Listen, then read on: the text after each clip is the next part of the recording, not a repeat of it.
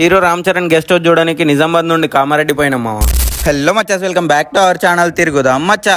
రోజు 12 గంటలకు లేసే బ్యాచ్ 7 గంటలకే లేచి మా కడుపులో నీట్గా 10 ప్లేట్లు టిఫిన్లు వేసేసి కార్ కడుపులో కూడా 10 లీటర్ల పెట్రోల్ కొట్టించేసి మనమైతే చిన్న కార్లో పెద్ద బేవర్స్ గాళ్ళతో ట్రిప్ స్టార్ట్ చేసేసాము.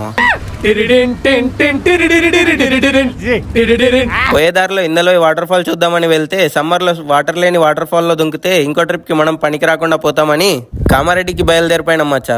రామ్ చరణ్ గెస్ట్ హౌస్ చూడడానికి పోతుంటే మధ్యలో పుష్పలారీలు అడ్డం వచ్చినాయి.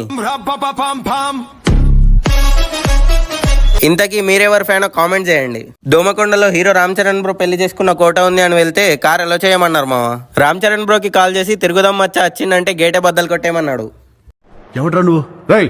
ఎవడ్రా వీడి పేరేంటి? అంతొద్దులే కానీ జస్ట్ గేట్ ఓపెన్ చేసినా సరిపోద్ది అని చెప్తే గేట్ ఓపెన్ చేశారు మామ. లోపలికి వెళ్లి గార్డెన్, గెస్ట్ హౌస్, విలేజ్ స్టైల్లో హౌసెస్, వస్తువులు చూస్తుంటే లోపల 800 ఇయర్స్ కిందటి శివాలయం ఉంది అన్నారు. వెళ్లి చూడంగానే వైబ్ అయితే వేరే ఉండే మామ. ఇంకా లింగం అయితే చాలా బ్యూటిఫుల్ ఉండే మామ. ఇక్కడే చాలా టైం స్పెండ్ చేసి మా ట్రిప్ బాగా అవ్వాలని శివుడిని మొక్కేసి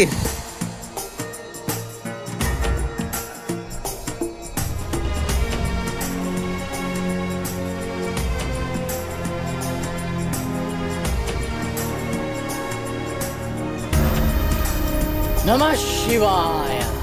సిద్దిపేట కేబుల్ బ్రిడ్జ్కి అయితే మా ప్రయాణం స్టార్ట్ చేసేసాము. దాని బ్లాగ్ అయితే నెక్స్ట్ పార్ట్లో వస్తుంది. దానికోసం అయితే ఫాలో కొట్టేయండి.